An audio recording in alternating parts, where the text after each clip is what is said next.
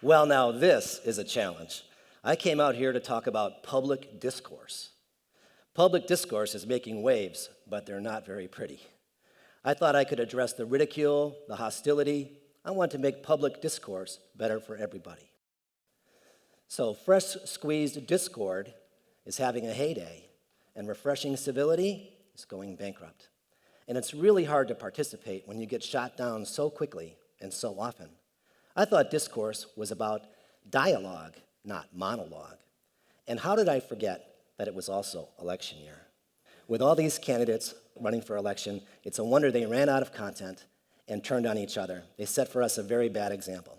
And they're so passionate about every little distinction. Hey, I understand passion. When I'm driving down the road and I see somebody flick that cigarette butt out the window, I think that cigarette butt is going to pollute 9 gallons of water. 9 gallons! Makes me like road rage.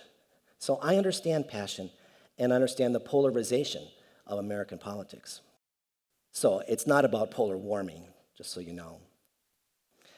We're divided, not just in Washington, but by age, race, gender, socioeconomic status. And we have our litmus tests and our political platforms and our preconceived notions to prove it. And are we divided politically? Oh yeah. The Pew Research Center says that we're actually divided 8 ways. That's right. There's steadfast conservatives, business conservatives, young outsiders, hard-pressed skeptics, anybody? And then next generation left, faith and family left, and solid liberals, and then bystanders. To top it off, these groups are evenly distributed. No one group is above 15% of the population. And these divisions are increasingly difficult to navigate. I have about 600 Facebook friends. You can bet I've got people in every one of those groups. I should probably just talk about kittens. But no, I have to talk about what I see on Facebook. The other day, a friend of mine posted a meme where he called one of the candidates Hitler. Well, I probably should have let that go by. You can bet that didn't turn out so well for me. And then another friend of mine posted this pie chart. And you know, the categories, they didn't add up to 100%. That makes me crazy. Well, she called me a troll. Then she unfriended me. Yes, that hurt my feelings. Well, what do you think about the future of public discourse? A lot of people are getting their feelings hurt. And when people's feelings are hurt, they tend to file suit. So we can expect some litigation. And the media outlets that support public discourse, they're afraid of litigation. So they get lawyered up and they insist on a little bit of censorship. And then we have the people who just can't seem to get heard. And they continue to react with protests and violence. So I'm afraid that might be the future of public discourse. Folks, we need to redirect public discourse. And I have 3 ways that we can do that. First of all, we're going to talk about technology-assisted discourse, organization-assisted discourse, and then finally focusing on meeting needs. Okay? First, technology. A major obstacle in public discourse is that we don't know who to believe or what to believe. That's why we really got to have instant and reliable fact-checking. And I think that we can accomplish that when we embrace technologies from the legal community, okay? I've worked with the legal system and with lawyers, and while there are flaws, the court system has more at stake in finding the truth than any other system does. And lawyers have spent millions of dollars to find the facts in complex cases. Well, now technology has arrived to assist them in doing just that. And it's the same with public discourse. We need to find the facts, and we need some help. So, predictive coding, technology-assisted review, natural language analysis, continuous active learning, these are some of the technologies, new technologies in the legal industry, that we just kind of refer to as e-discovery. Has anybody ever heard of that? Not really very many people. So here's how it works. 2 companies are in a lawsuit, and they have a right to discovery, which means I can ask the other side for all of the electronic data in their computers, in their smartphones, in their email systems. And I'm going to use that information to prove my point. So they have to collect all that information together, make it so it can be searched and indexed, and then they put it up on the internet or put it into a tool where we can code it, tag it, and search on it. It's a pretty complicated process. But what it does is it gives us access to information from multiple sources all at the same time, okay? So e-discovery can validate our public discourse. That's what I'm after. E-discovery can make us believe again. Okay, we know what to believe. Are you ready to believe again? Me too. So e-discovery is the next big thing. And here are some examples about how it might work. So e-discovery can transform the Freedom of Information Act.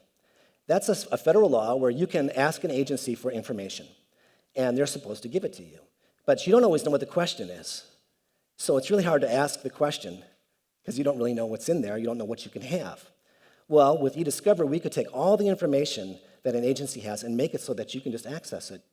You could just go on the internet and look up all their emails, all their documents, all their invoices, all their information. Think about doing that for DOT or the Department of Revenue, any kind of agency you want to learn more about. So that's one example. Another example is that machine learning or natural language analysis can be taught how to detect clarity. Clarity. So imagine during the debates, we could have an on-screen clarity indicator, all right? Now, that could lead to a lot more very clear answers, right? They could see the little thing going up and down. That would help. So clarity is one thing. Truthfulness is another. So the ability to cross-reference content from multiple sources and to compare that information is also going to transform public discourse because we'll be instantly able to verify what people have said and what they've said before, okay? So right now the process is expensive and it's complicated, but it's getting better. And I believe that technology is going to transform us by showing us what we know, showing us what we don't know, and by doing that, transform public discourse. In the meantime, we need you guys to continue to fact-check your own memes before you repost them, okay? Right. Next topic is organizations. Organization-assisted discourse. Now, technology makes me think about the rise of the machines, not the evil computer machines. That's called the Internet of Things. I mean the human machines, which are organizations. Organizations are the ultimate machine, ultimate human machine. You already belong to a lot of them, okay? You're a constituent in many government agencies or government bodies. You also probably have a homeowners association.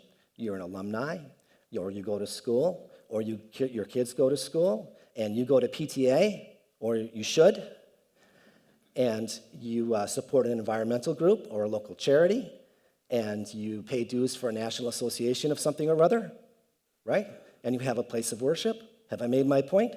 Organizations are everywhere. And organizations shape public discourse. And they can be held accountable. They usually have a board of directors or an elected body. They have turnover. They can be managed, unlike your friends, right? So organizations are a great way to engage with public discourse. So what we're going to do is we're going to make some waves using Maslow's Hierarchy of Human Needs as adopted for organizations, okay? And the first level is production. So when we talk to an organization about production, we're talking about inputs, outputs, and throughputs. And we can ask them about what is it that this organization actually produces. That's a good question to ask. You can also ask for their budget and for management reports. The next category up is security. That's security of data, of resources, and of process continuity. And here, if you're interested, you can ask about their email archiving policy or their records retention policy. I do. I'm interested in that, so maybe you would be too. Under community, that's how we build relationships, both within the organization and with other organizations. And this includes social media and all forms of messaging. The next category up is esteem, and under esteem is where we establish respect and define what it means for an organization to succeed.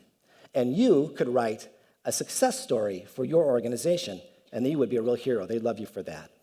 And then the last category at the top is legacy needs, and this is philanthropy and succession. Our organizations don't want to be known for just service delivery. They want to leave a legacy. They want to be known for doing good in their community. So what you do is you look at the pyramid, you talk about what your organizations are doing, and you ride the right wave. You target esteem or community or security according to your experience, your knowledge, your preferences, okay? Now, don't get overwhelmed. Get the agenda. Read the minutes, and then correlate the activities to the hierarchy. And this will give you the context that you need in order to choose the right wave for you. Okay? So, organizational assisted discourse. Just apply the hierarchy, get the agenda, and then we'll step them up to philanthropy at the top. Now, one of the major advantages to organizational discourse is that it circumvents a lot of the politics.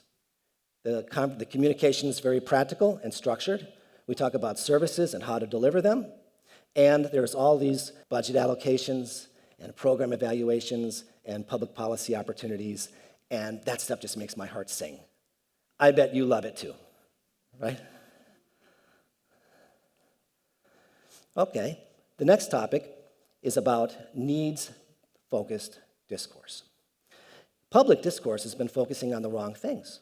We keep talking about partisan politics, about platforms, and about personalities. We need to talk about human needs. We need to refocus on human needs. Why? Because human needs are compelling. Everybody has them. They get it.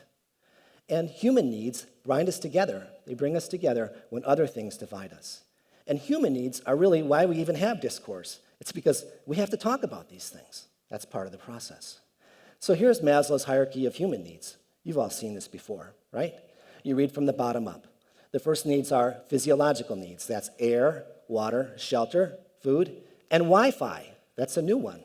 They just added that, okay? Then under safety needs, you have freedom from harm, freedom from fear, and confidence in the rule of law. Social needs is being connected, having love, friendship, intimacy. Please see the previous section on organizational engagement, right? Next is esteem. That's having respect and giving respect. And finally, our peak needs, which are being self-actualized or reaching your full potential. So when we talk about needs, as I said, people get it. They get disarmed. They don't take your comments so personally. So it's a great way to approach public discourse is by talking about needs. What I'd like to do now is challenge some of your preconceived notions. Just a couple, okay? And that's really what public discourse is all about. I make a statement, you think of the exceptions, and in the end, maybe we're both still right. That could be, right? So here's what I'm going to say. Our needs are getting met more than ever. That's right. World poverty is declining. We are meeting needs. It's not getting worse. It's getting better, honestly. Between 1980 and 2010, world poverty decreased from 50% to 21% at the fastest rate in history. That's almost a 30% drop in poverty in as many years. That's pretty amazing. And for safety needs, the national violent crime rate dropped from 1979 to 2009. It was 50 people victimized per 1,000 in 1979. In 2009, it was 15, from 50 to 15. It's a huge drop in violent crime.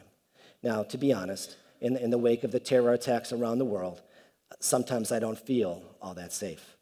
But the actual numbers should give us hope, okay? And when it comes to social needs, you know, the previous 6 degrees of separation, that's down to 3.5. You have all these opportunities to be connected with people.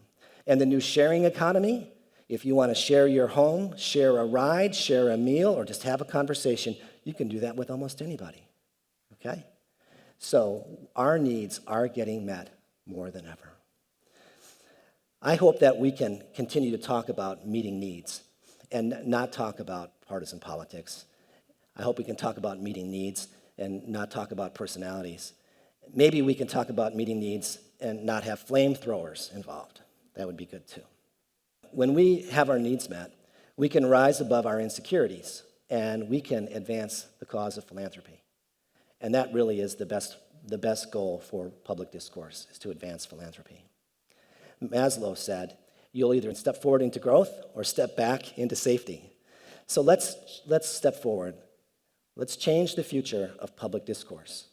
Let's engage technology, let's embrace our organizations, and let's have a needs-focused dialogue. Thank you.